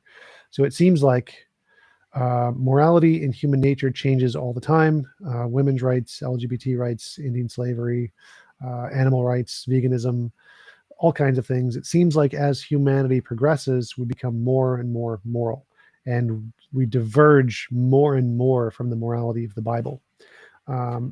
So as time continues to progress, it seems like we're going to see any kind of involuntary imposition on people's wills as immoral, and we're going to be able to prevent that ourselves. So like we're going to give people personal force fields if we could do so that they can't get shot or stabbed ever by anyone without their consent. And the fact that God didn't do that, but we are going to do that, is indicating that our morality is superior to that of the Bible. But what if I simply disagree? Now I'm going to assume I'm just assuming your worldview for a minute. There's no God. So what if I just simply disagree with you that that's the way we're going to progress? What if I happen to enjoy chopping people up and eating them, and I'm starting a movement? And what if I get 99% of people on board with me? Then would you call that moral progress? No, I would say that Why? there's a particular pattern that we see in human nature, and we can plot it out, and that pattern seems to continue. And so if it went in the opposite direction, I would call that regress, because it's not the same direction and that we've been seeing over the past 10,000 years. But how do you know which direction it should go in? Which direction it should go in. So I think it's actually like a law of physics, or something we're literally going to discover in the future. It's like it's the thing where we literally measure in the future. So like killing people is against morality just in the same way that the laws of physics work? Yes, I think morality is a law of physics kind of a thing. I'm a moral naturalist, so I think morality is a natural phenomenon, natural thing in the world. Okay, but who gets to decide? That's the thing. You keep saying patterns, but like, I mean, I'm just not seeing where these patterns are originating. Well, so again, I think morality is a law of physics that affects people. And so we see patterns in the way that it affects people, but no one gets to decide. It's like literally a thing that exists in the universe independent of opinion. It's like literally like gravity. It's literally a law that's there somewhere independent of humans' opinions. Okay. And so if morality is a thing that actually exists and it's out there, then no one gets to decide. It's like no one gets to decide what gravity is. It's a thing that exists. Okay. Wow, there's tons of questions from the morality shark here. So I'm just going to put the latest one, Lance, because I can't put up all these questions. Why think that the best explanation for patterns of moral judgment involves an appeal to stance-independent moral facts? Because I make future testable predictions that I believe will come true. So I believe that we're going to discover that once AI is developed, or we discover aliens, we'll discover the same patterns. And so if it was just a product of evolution, we would never see these patterns in AIs, because they're not evolutionary unless we imparted them, like deliberately imparted them. But if my hypothesis is if we just make AIs and let them develop on their own, they'll develop morality on their own. And so if that was the case, then this would prove it wasn't an evolutionary pattern. And evolution is right now the best contender to explain morality. All the evidence indicates it's just a product of evolution. There's nothing more than that. But if my predictions come true, then that would be a better explanation because it predicts something evolution doesn't predict. And that would be why I would prefer mine, because I think this is going to happen. Okay. Maybe I'll set up a debate with you guys because Lance has a lot to say on this topic. We haven't seen these patterns. He's presenting a hypothesis. He's not providing evidence for the hypothesis. That's correct. The Sounds evidence like- has not been discovered yet, because if it had, I'd have a Nobel Prize. So I'm presenting a hypothesis and making testable predictions based off that hypothesis, which should hopefully be confirmed in the future, but haven't been confirmed yet. Because if they had, I'd be a Nobel Prize and be a millionaire. But can you give me an example of how that could possibly be confirmed in some way? What do you mean? The prediction that AI develop morality? I mean, where would we know what morality is? That's the thing, is like you're kind of assuming that there's this thing called morality. Now, you've mentioned that includes not killing. I don't know what else it includes, but I mean, I have no reason to accept that as a moral fact. Like, I have no reason to accept that killing is not a moral fact. I mean, is a moral fact if I'm killing people is against, morality, if I'm assuming your worldview. Well, you sense it. So like you have moral intuitions that killing is wrong, right? So it's like if you look in the distance and you see, oh, that looks like an ocean. Well, you now have a reason to believe there's an ocean there. It might just be a mirage. It's possible it's just a mirage and there's nothing there, but there could actually also be an ocean there. And so since you have this sense that there is something there, that's a reason to believe that it's there. It's true that something's there. It might not be, but that's a reason to believe it's true. I think that it's going to be like either a higher order emergent property of some kind, or literally just a physical law like gravity, and we'll be able to measure it and just discover it like any other law in a lab. Just zoom in with a Large Hadron Collider and like, oh, there's the moral law. It's there. Okay. Well, we could go on that topic, but I mean, we can save that for another time. What else do you want to talk about? I got another super chat from Marty Mad Scientist. We are too far up the food chain to be a sustainable food source. We could maybe sustain 10% of the baby as a food supplement. Wow, that's gross. Okay. All right. Well, what are your thoughts on that? I mean, I guess it's literally true that, I don't think we could use humans as a food source. I don't think we could generate enough babies. It'd be tough. So I think it's literally true. Accurate statement, factually correct. Yeah, let me put this comment up, and this is I'll respond to this. Mitish Patel says religion is for people who don't have the intuition that killing people is wrong. You can't stop them from killing. A book can sometimes. Sometimes the book makes them kill. Now, there's, I do have an intuition that killing is wrong.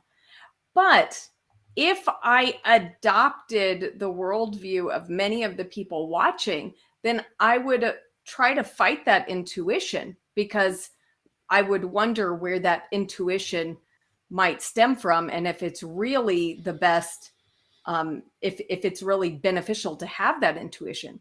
So I think you're right. You guys should probably be very happy that I'm a Christian, because I would try to live as... Just to clarify, it sounds like you're saying you would question it and you would doubt it, which is perfectly rational. So there's nothing wrong with that, as long as you wouldn't test it by literally trying to kill people. That'd be a stretch. Let me go further than that and tell you why it is a good thing that I'm a Christian. Because if I believed that we evolved by natural processes and that like this principle of survival of the fittest is true, then I would try to be the fittest and the strongest. And I wouldn't mind if in order to, advance my own power and strength, that I had to steal your stuff, kill you, do whatever I needed to do.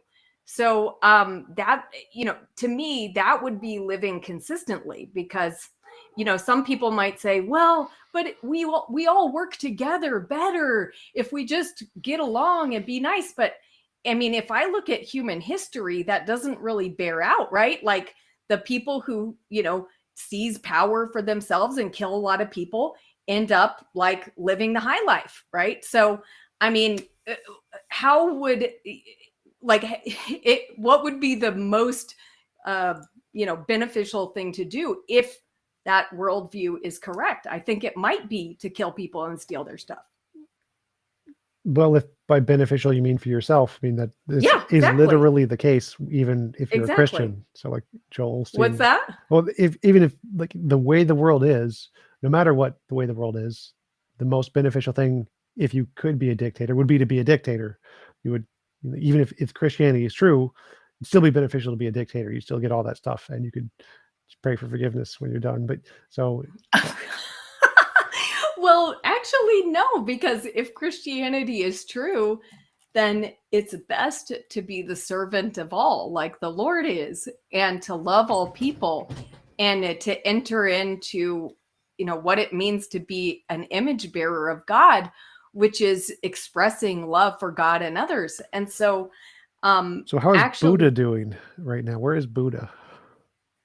I have no idea. Maybe he got reincarnated. That's a joke.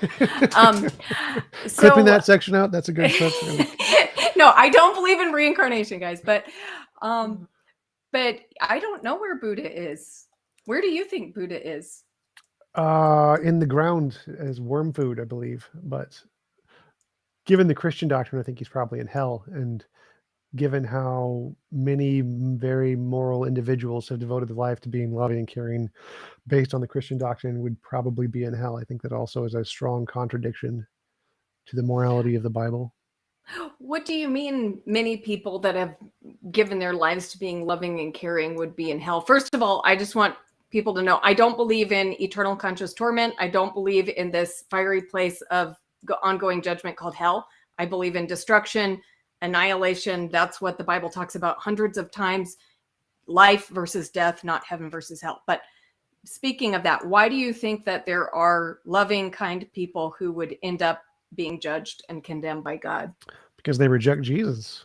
They don't accept Jesus as the way, the truth, and the life, the light. So you're getting, I'll just say that's my view, which is also a biblical view. I think you could make a case for what you're saying from the Bible, but it's not the best way to interpret the Bible. Jesus talks about the righteous versus the wicked quite a lot. And he, Jesus talks about sheep and the goats, the parable of the sheep and the goats, when he gathers all nations to be judged. And he separates them as sheep from goats. And the sheep are surprised that they're being welcomed into his kingdom. And why are they being welcomed? Because it says, when you were hungry, Jesus said, when I was hungry, you fed me. And they were like, when did we do that for you, Lord? And he was like, whatever you've done to the least of these, you've also done it to me. So there's no act of kindness or act of love that God is forgetting. He knows people's hearts. And I think it's a very horrible, horrible way to think about God, to think that all he's looking for is a mental assent to who Jesus Christ is, and that he's meting out salvation on that basis. Sure. I like the more universalist approach better, where it's just have to be good. I think it's more moral, but I don't think that's the typical. I don't think that's the way the apostles interpreted it. Well, see, I do think that is, because, I think really Jesus Christ, in 1 Timothy, it says he's the savior of all people, especially those who believe. Okay, so Jesus Christ's salvation, Jesus died for the sins of all people, and all people have equal opportunity to be saved by him. In fact, I think his salvation, I'm not a universalist. I think the wicked will be destroyed. But that Jesus' salvation is so powerful that you actually do have to try pretty hard to escape it. So if we could go back in time and talk to the apostles and they had a more like KJV interpretation, do you think that would lower your confidence in Christianity? Well, that's assuming that they would. And I think there's plenty in scripture to show the opposite. This is hypothetical. So hypothetically, we go back and they believe in Okay. the KJV. Hypothetically, no, because I think the apostles they got things wrong quite a lot. I mean, if you looked when Jesus, right, was, James and John wanted to call down fire on, people who were like, I don't know, not following Jesus. And Jesus was like, hey, like, you don't even know what spirit you're talking from right now. So, the disciples were mistaken about things a lot. And so, I mean, I would say I wouldn't be surprised if they got it wrong. They were arguing. I mean, in the New Testament, we have records of their arguments, about the law and circumcision and different things like that. So I got some more super chats. Indo asks, sure. She keeps asking who decides. It's a biased question. How does God decide? He must just make it up because he can't reason without antecedent positions. I think that's getting a little too much on the philosophical side for me. But I mean, I just think God is who he is. He is love. That's how the Bible describes him. And so it's not that he's making it up. It's that he is who he is. I think that's sort of like if the objection to your objection is who decides what morality is, because that would be like subjective morality, right? If one person gets to decide, that's subjective. And so if God gets to decide, then that also makes it subjective, just like if I got to decide. So if I get to decide what morality is, it's subjective because it's just what I say or something like that. So the same thing would apply to God. If it's based off his opinion or his will, his conscious decisions, then it seems it's equally as subjective as if I got to decide. Well, it's interesting that you say that because I'm halfway convinced of moral anti-realism right now, which would mean that there are Damn you, Lance Bush. Yeah, Lance. I have to give credit to Lance and Danny. And maybe Leo even. But so I've been talking to a lot of these guys. Now I'm not sure about this. I prefer to take a long time to make up my mind about things, but I've listened to them long enough to understand what they mean when they're saying that there are no stance independent moral facts. And so I might be on board with that and say, yes, God, there are no stance independent moral facts. God has a stance, and that's the stance you're going to be judged by, whether you like it or not. Whatever your stance is, that's fine. But there is a stance that matters more than any of the others, and that's God's stance. And so he's going to judge you by that stance. So that'd be moral subjectivism? Yeah. Well, okay. Moral anti-realism. Yeah. Okay. I'll take that. I think that's good. That's a good answer. Citadel Apologetics. We've debated a few times. He's a good guy. What is the difference between the Christians like those young earth creationists you debated yesterday? By the way, fantastic job, TJ. Thank you. And myself, who also hold to mainstream science. You also hold to mainstream science. I think that would be the difference. I think the main difference between young earth creationists and old earth creationists essentially is the fact that they agree with science. I think that is the primary difference. I wouldn't say that all like young earth creationists are stupid or evil or manipulative. I think there's probably a lot of regular, average, normal people that aren't like Kent Hovind or Ken Ham or something that are young earth creationists. So yeah, I think the only real difference between young earth creationists and people who hold to science is that they hold to science. I don't know. What do you think? Well, I am a young earth creationist, and Rob is just giving a little jab at me, and that's okay. Hi, Rob. I love you. And Rob has some strong feelings about this, and I know many people do, and I understand that. In some of the circles I run in, I'm a little bit of a black sheep because I believe in young earth creation, but I'm okay with that. And I will fully acknowledge that my belief in young earth creation is a belief. So I'm not going to say that the scientific evidence that I'm swayed by the scientific evidence. I do think there is scientific evidence on both sides. And I would even be willing to say maybe right now it appears that the evidence is more heavily weighted in an old earth. But I have theological reasons for believing in a young earth. Now, if ever the science became overwhelmingly conclusive toward the old earth, maybe I'd reinterpret my theology and my understanding of the text of the Bible. But for now, I hold to a young earth as a belief. Now, I will separate that from my disbelief in evolution, which I do think is scientific. I think I have a scientific reason for not believing in evolution. So I kind of separate those beliefs where I would say, even if I wasn't a Christian, I wouldn't believe in evolution. But the young earth is very much based on my faith. What do you think, Tom? I think Rob is screaming, it is overwhelming. There's this overwhelming evidence that it's not a young earth creationist. Therefore, you should be old earth creationist. I think that's what he would say. So that would probably emulate my position too. I think there's pretty overwhelming evidence that the world is old, and that evolution is very, very much true. I think that's pretty much proven as much as heliocentrism, pretty much, from my perspective. Well, interesting. We'll have to agree to disagree on that one. But I do have another channel besides Bread of Life. It's Examining Evolution. So you're welcome to come on there and share the overwhelming evidence for evolution if you'd ever like to.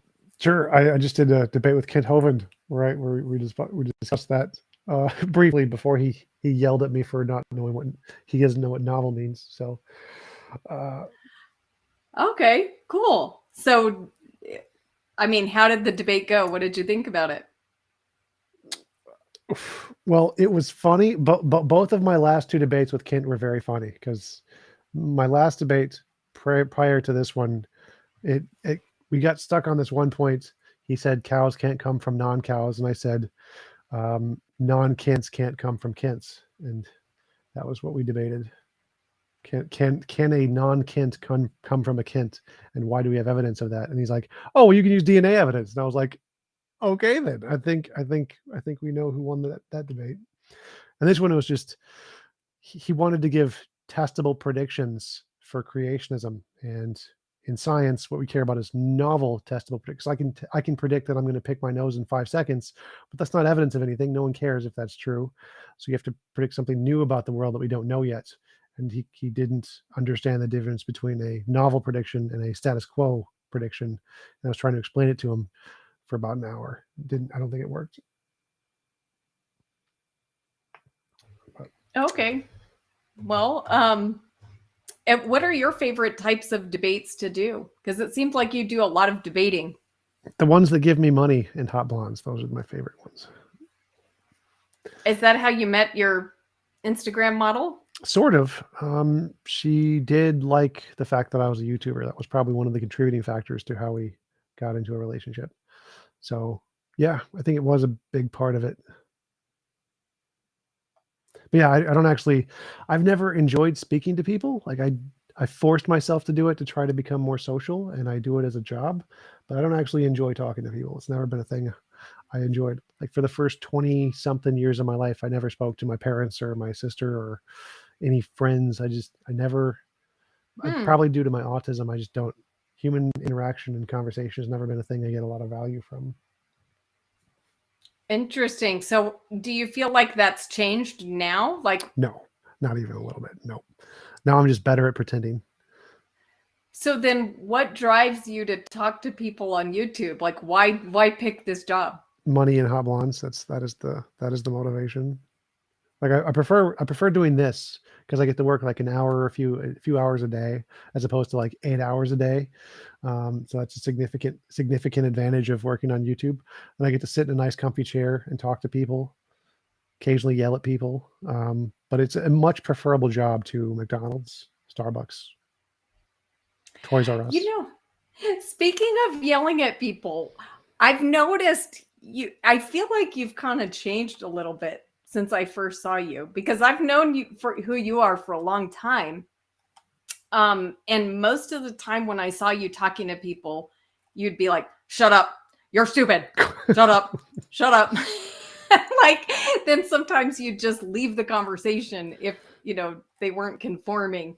So then probably the last, I don't know, 10 interactions I've seen you in, I don't know when the change happened, but do you feel like you shifted your approach?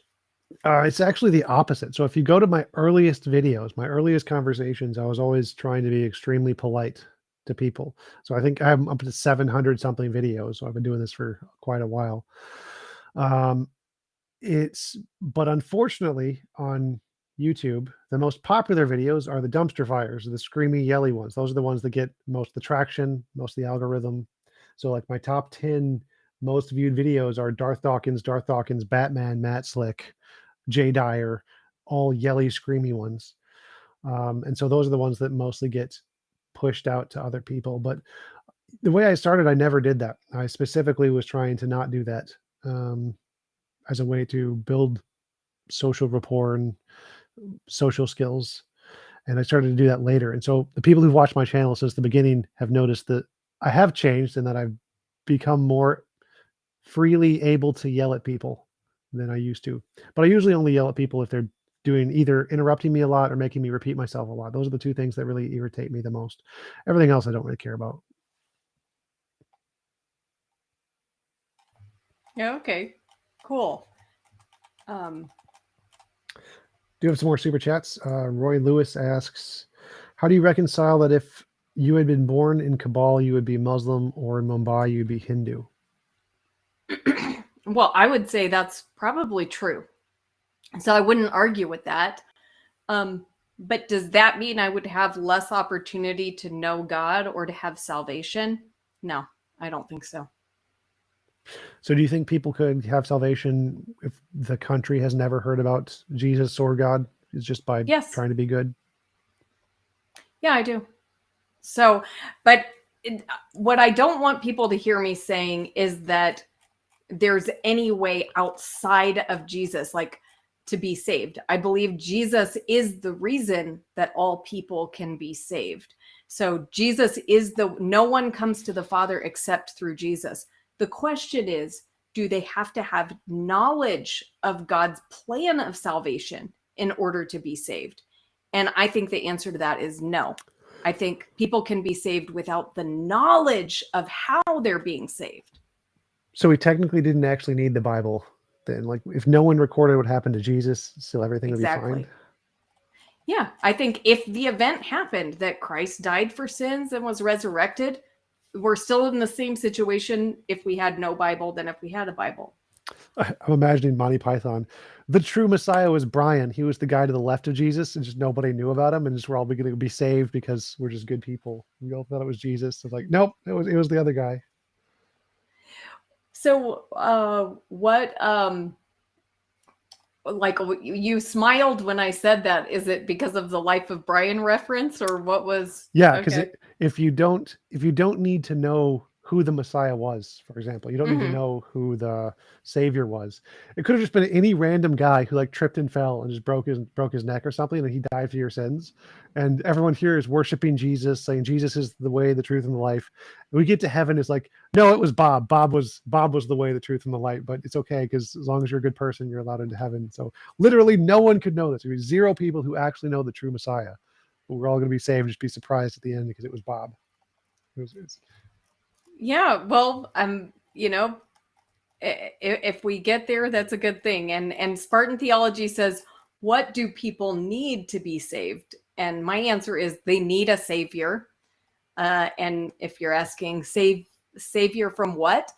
Well, sin, human sin, and from death. And, if anybody doubts that sin is real or that we have a problem with humanity, I just submit to you human history and human present as evidence for the case that humanity has a problem. We've never failed to kill and destroy and do horrible things for very long. And so we do need a savior from the corrupt state that we're in. And we have a savior. And so Jesus Christ He's enough for salvation. And, if you have the opportunity to know him and trust in him, then that's a great thing. Your life will change. If you never have that opportunity to, know the plan of salvation, doesn't mean you can't be saved. Do you think if in the future we become less murdery, we don't murder anybody anymore just because of our own human desires, that would be good evidence against the fact that we needed a savior? It was really more just the fact of nature that made us do those things? No, I think it would be evidence of the continuing work of the power of the Holy Spirit, which has been poured out on all flesh. So I think, Jesus talked about the way his kingdom would grow. He said it would be like yeast, this tiny amount of yeast working its way through a large amount of dough. And so the way that I see the kingdom of God is that it is spreading slowly throughout the world. And when I say the kingdom of God, I'm talking about not just a specific place, but the things of God's kingdom where, Jesus, where there's no more crying, there's no evil, there's no mourning, there's no pain. And like the things that bring life and health to people, those are the things that are spreading throughout the world, along with God's kingdom. Love for other people, that is spreading throughout the world. So I think that I agree, Tom, I was playing devil's advocate against, your view of morality, but I actually agree with you that humanity will more and more know what is right and cease to do things like kill each other and that kind of thing. So as the knowledge of God spreads throughout the world. Are you a progressive Christian? Like, I think in the future, we're going to be more open to LGBT, trans identities, those kind of things. I think that as long as it doesn't violate other people's consent, consenting adults can do whatever they want together kind of a thing and aren't sins. And if there are any examples of that you would disagree with, do you think that in the future, if we do accept those things more often, would that contradict your view? So like, I agree, I think that we are moving towards being more moral, and that would include being more accepting of LGBTQ, trans, whatever, all those things. And if that contradicts the Bible's view, does that mean that the Bible might have been wrong about morality in those contexts? Great questions. I love this, and I'm going to try to respond to everything. Well, first of all, I have a video on my channel called Jesus Loves the LGBT plus community. And so, watch my video. I would say I am more liberal in that view than most evangelical Christians. I am an evangelical Christian, though. I don't consider myself a progressive Christian, although many Christians do label me as a progressive Christian. All the people who are speaking against progressive Christians would definitely put me in that camp because I don't believe in hell is eternal conscious torment. And I'm, very positive toward LGBTQ and all the other letters. And so, those are and my views on women. I'm an egalitarian, and a lot of, evangelical Christians are complementarian. They believe that, the man is the head of the household and that kind of thing. So, they would probably put me in the progressive camp. But if you actually look at what, the definition of an evangelical Christian is and the definition of a progressive Christian, I am an evangelical Christian. So, and I'm also positive toward Muslims, which is also not really, typical. So, yeah. And then you asked, would it mean that the Bible was wrong on some of these issues? Well, I think God, he works with us. So, and this is clear, like God, he works with humanity where we're at. And like, even though some things are not always his ideal, like, slavery is not his ideal, but slavery was widespread in the ancient Near East, and he, didn't overturn that practice. He worked with humanity. Polygamy is not his ideal, but God doesn't really correct people in the Bible for having more than one wife. And I think that's just because it was just such a widespread practice and it had some benefits. It wasn't God's ideal, but it had some benefits. So, in the same way, I feel like, there's, if God didn't bother people about polygamy, maybe gay marriage isn't such a big deal to him. And so I think God created male and female, and his intention for sexuality is one man and one woman. That's his ideal. But at the same time, like, maybe it's not such a big deal because, people, I do believe, are born with gay, being gay. So I think, God may not care about that issue. Cool.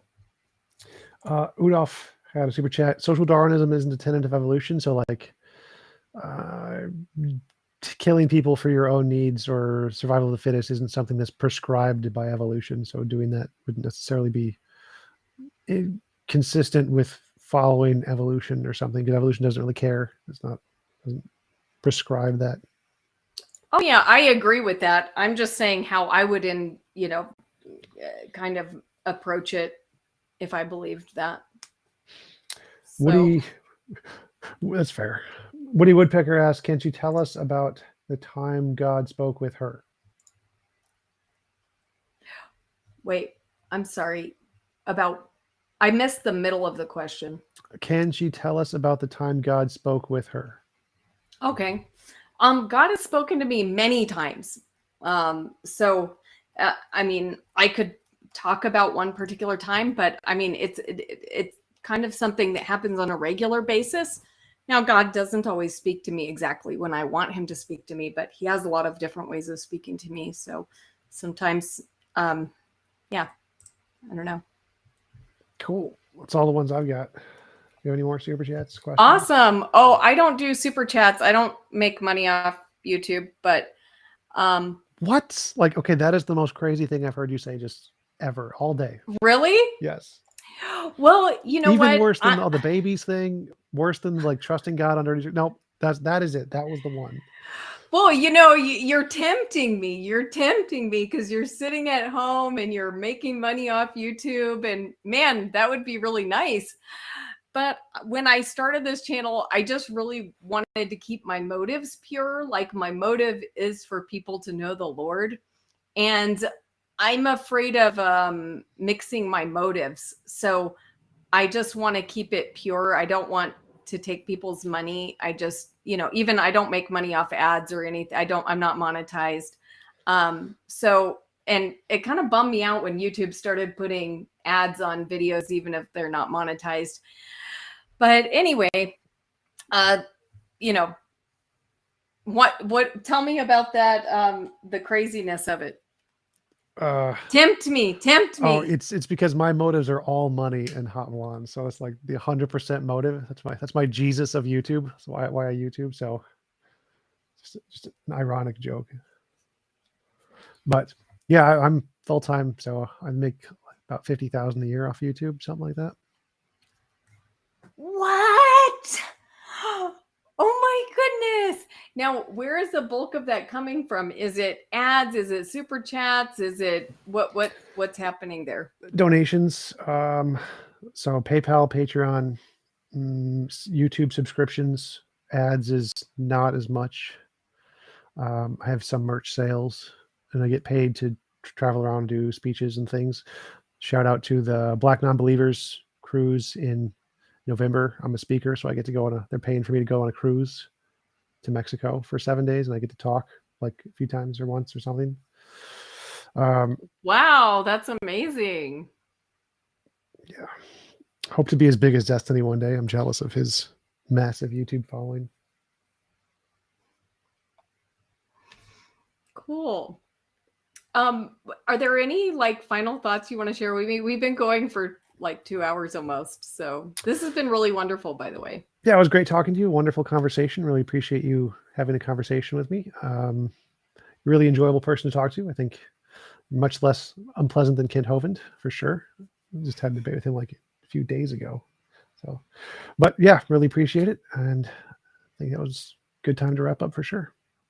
Okay, well, let me ask you one final question. Why do you think I should not believe in God? I think that the evidence contradicts the vast majority of the Bible. I think that the moral intuitions we have vastly contradict the morality in the Bible. I think that there are better answers to pretty much every question.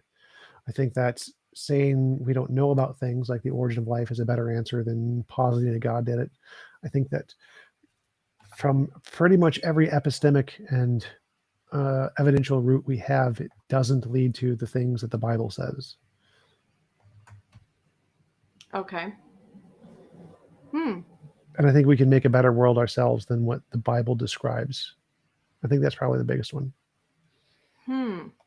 What about the coming kingdom that the Bible describes? Oh, I think we're going to make the world I describe, the best of all possible worlds, where it's impossible to force anyone to do anything they don't consent to. I think we're going to be able to make that once we have enough control over nature through artificial intelligence. Once we get AGIs, and these are going to start to increase our life expectancy, decrease our need for food, gain energy from the sun. We're going to essentially solve death and murder. They're all going to be gone, and we're going to be able to do that here on Earth and give each person their own planet if they want one. So we're going to be able to achieve a better than heaven reality here, given just the laws of physics. And so if we can do that and God couldn't, I think that's a problem for Christianity. And I think that as we get closer, more people are going to become more atheist. That seems to be the trend that we see. UK just broke over 50%. Australia is over like 40% atheists or non-religious. So as we gain better lives, people are going to stop being as religious. Well, now, do you think providing all the things that you described is actually going to like give people bliss? Yes. Because there seems to me like there's so many like rich people who have like no bounds on what they can provide themselves, but they still, end up depressed or suicidal. Yeah, biology is the cause of all of those things, and we're going to have pretty easy solutions to those eventually, pretty soon. So I think that fulfillment, bliss, happiness, those kinds of things are biological. That's why there's a spectrum of people who are severely depressed and people who are very relaxed and yogi-like and just happy with whatever they're doing. And once we have the ability to integrate with artificial intelligence and like put computer chips in our brains, we'll be able to control those pretty thoroughly. So depression will be just a switch. You're depressed, off. Depression, off. Problem solved. Cool. Well, Tom, thank you so much for the conversation. And for those, I doubt there's anyone, but if there's any of my audience who don't know Tom's channel, it's TJump, and the link is in the description. Please subscribe to him, and hope to have another conversation, Tom. Absolutely. It was great coming on. I really appreciate the conversation. It was pleasant talking to you, and I'll talk to you later. Yep. Thanks. Bye. Bye, everybody.